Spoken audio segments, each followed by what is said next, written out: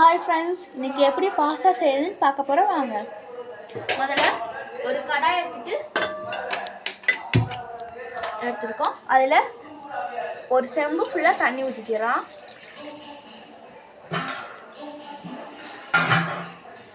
இன்னொரு செம்பு தண்ணி ஊற்றிக்கலாம்.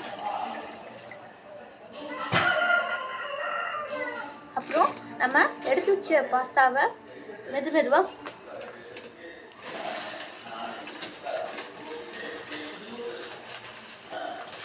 நல்லா தண்ணி காயட்டும்.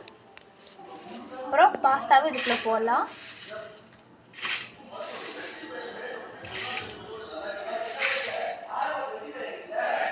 போட்டாச்சு.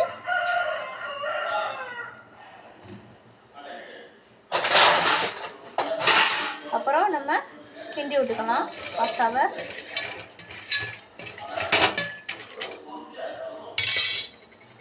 பாருங்க எப்படி இருக்குன்ட்டு. அப்புறம் அதில் எண்ணெய் ஊற்றிக்கலாம்.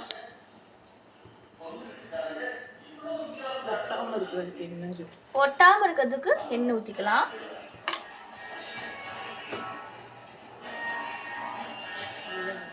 அஞ்சு நிமிஷம் வேகட்டும். அதுக்கப்புறம் பார்க்கலாம். பாஸ்தா வேகவும் அது வேற பாத்திரத்தை எடுத்து வச்சுட்டு அதில் நம்ம எண்ணெய் ஊற்றிக்கலாம். அதுக்கப்புறம் கடுகு போட்டுக்கலாம்.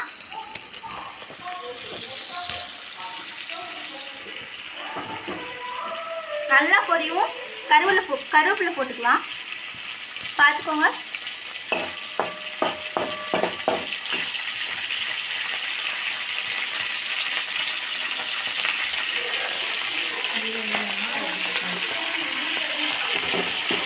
நல்லா பொரியவும் 4 வெங்காயம் நறுக்கி வச்சுருக்கோம். அதை போட்டுடலாம்.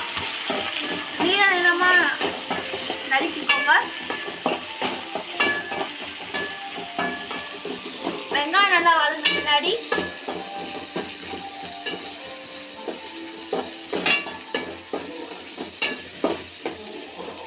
அப்புறம் 2 தக்காளி நீளமா நறுக்கி வச்சிருக்கோம். அதையும் போட்டுக்கலாம்.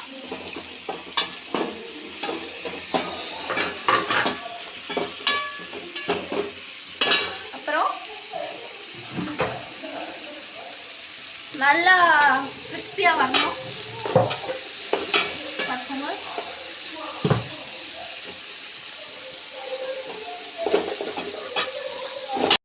நல்லா வேகட்டும். நல்லா வதங்க பின்னாடி எப்படி இருக்குன்னு பாருங்க.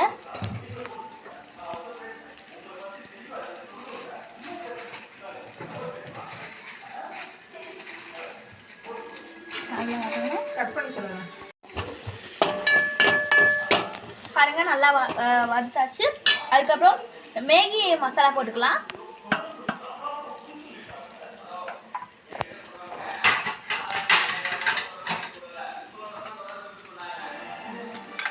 அப்புறம் தனி மிளகாய் தூள் போட்டுக்கலாம் கலர் வர்றதுக்காக.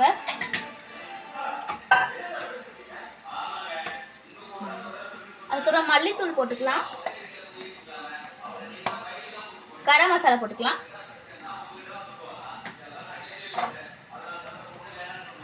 அதுக்கப்புறம் கல்லுப்பு போட்டுக்கலாம்.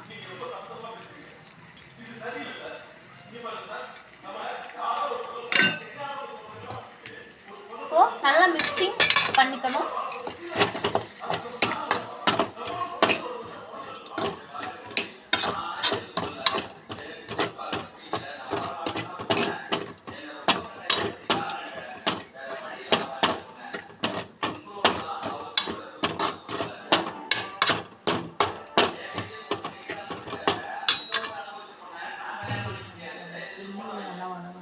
எண்ணெயில் நல்லா வதங்கணும். அப்போதான் நல்லா கிறிஸ்பியாக வரும்.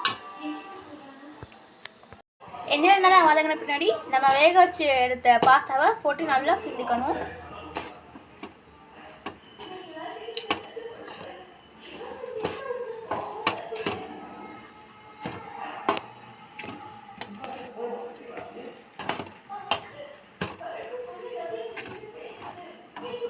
நல்லா கழுவி விட்டுக்கோங்க. அப்போதான் எல்லா பாஸ்தாவிலையும் மசாலா உருவும்.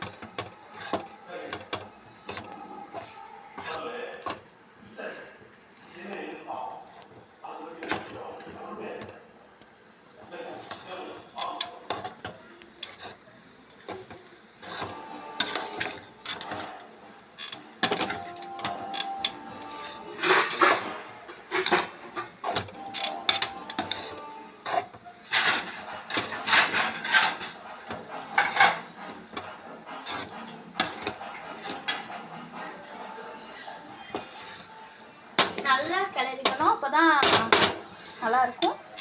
பாருங்க கலர் எப்படி இருக்குன்ட்டு.